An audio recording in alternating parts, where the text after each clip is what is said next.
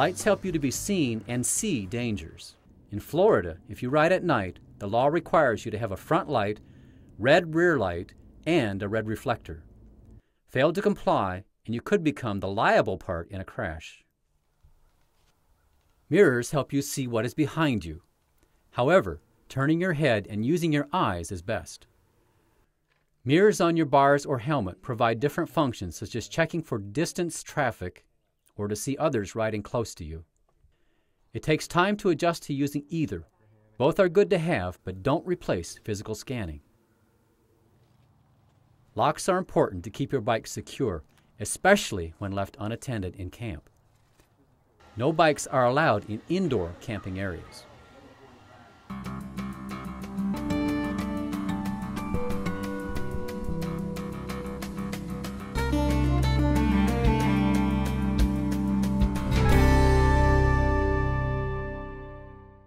Heat stroke and hypothermia are the little demons that sneak up on you and ruin your day.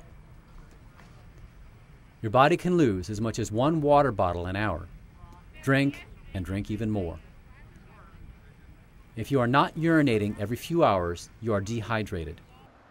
If your urine is not clear, then you're not drinking enough water. As you dehydrate, your heart rate becomes rapid.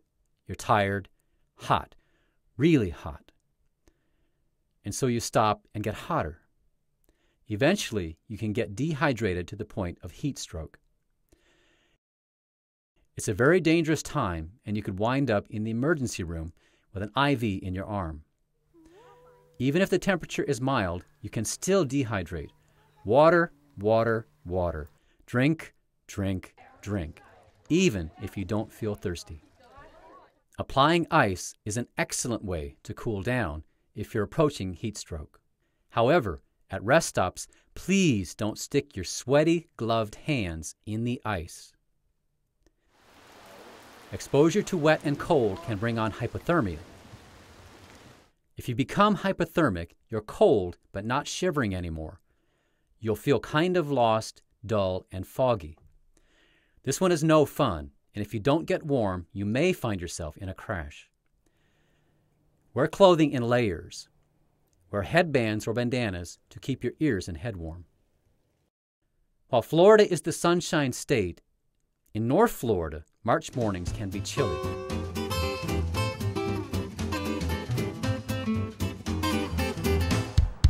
Tucking in behind a long line of riders can reduce your level of effort significantly. There's a lot less wind resistance, lots of speed, and plenty of action, but it comes with great risk.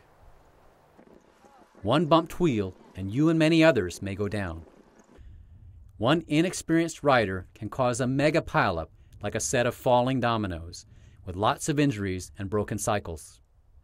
Pace lines are strongly discouraged on Bike Florida. The variety and type of bicyclists and levels of skill make them highly vulnerable and subject to bad crashes. On your last day traveling on backcountry roads, you can relax and savor the ride as you complete your trail experience, starting at the Old Depot in Trenton, where you will access the Nature Coast Trail. An extra 3 miles will allow those who just can't end this journey and want one last photo to venture to the old railroad steel bridge over the Swanee River. Once back in Fanning Springs, you will have a boxed lunch waiting and opportunity to cool off with a refreshing dip in the springs before packing up your car. There is an option to paddle to Manatee Springs State Park or to explore the small towns along the Nature Coast Trail for those who want to extend their Florida Trail experience even longer. Once back in Fanning Springs, depart when you wish to, and please don't forget to thank all of the volunteers that make Bike Florida happen every year. Most of the crashes on Bike Florida have occurred between bikes or a single bicyclist and the pavement. We hope you will heed the safety tips included in this program.